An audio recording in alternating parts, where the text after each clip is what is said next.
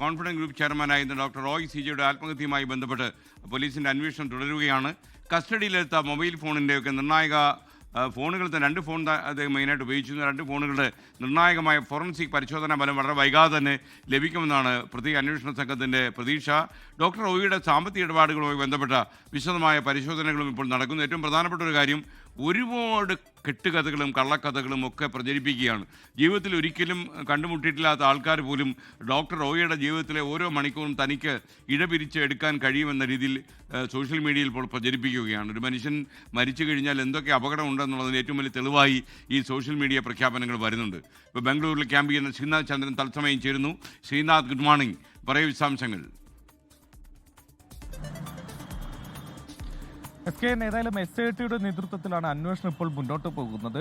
കഴിഞ്ഞ ദിവസവും ഈ കോൺഫിഡൻസ് ഗ്രൂപ്പിന്റെ ആസ്ഥാനത്ത് ചില പരിശോധനകൾ നടന്നിരുന്നു. ഉച്ചയോടെ പോലീസ് ഉദ്യോഗസ്ഥർ അവിടേക്ക് എത്തുകയും ചില പരിശോധനകൾ പൂർത്തിയാക്കി അവർ മടങ്ങുകയും ചെയ്തിരുന്നു.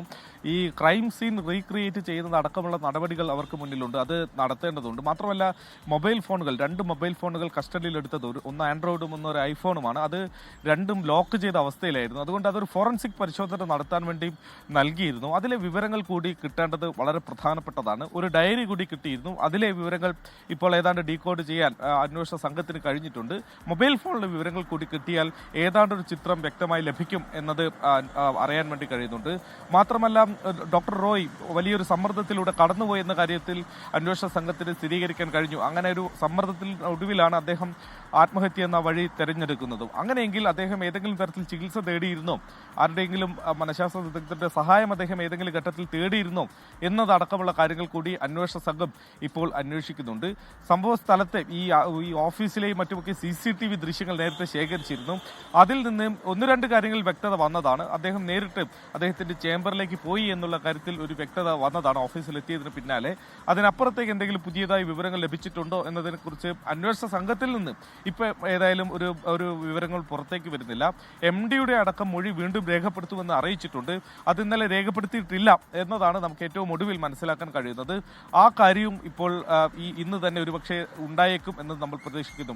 ചുരുക്കത്തിൽ അന്വേഷണം വളരെ വേഗത്തിൽ തന്നെ മുന്നോട്ട് പോകുന്നുണ്ട്. ശാസ്ത്രീയമായി തന്നെയുള്ള അന്വേഷണമാണ് ഇപ്പോൾ അന്വേഷണ സംഘം ആ അന്വേഷണത്തെ ആ രീതിയിലാണ് സമീപിക്കുകയും ചെയ്യുന്നുള്ളത്.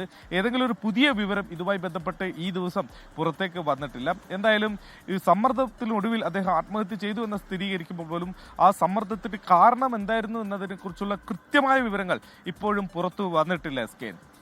ലോകത്തെവിടെയായാലും ഏത് സമയത്തും 24 വാർത്തകളും ഓഗ്മെന്റഡ് റിയാലിറ്റി പാക്കേജുകളും എക്സ്പ്ലെയിനറുകളും വിശദമായി കാണാൻ ഞങ്ങളുടെ YouTube ചാനൽ നിങ്ങൾക്ക് സബ്സ്ക്രൈബ് ചെയ്യാം.